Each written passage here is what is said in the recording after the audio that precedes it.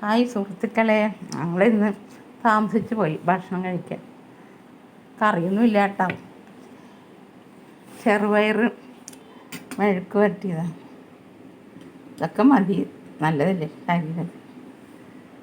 മെഴുക്ക് പറ്റി, തേങ്ങ ഇല്ല, സബോളയും എല്ലായിട്ടും മെഴുക്ക് പറ്റി. നമ്മളെല്ലാം ഭക്ഷണം കഴിച്ചാൽ ഇത് മാങ്ങ അച്ചാറൊന്നുമല്ല, മാങ്ങ കറി പുരട്ടി വെച്ചിട്ട്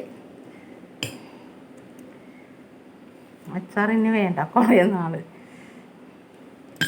പിന്നെ കുറച്ച് ഇത് ഇക്കാക്കാണ് ഈ വിളമ്പിയത്. ഇതെനിക്ക്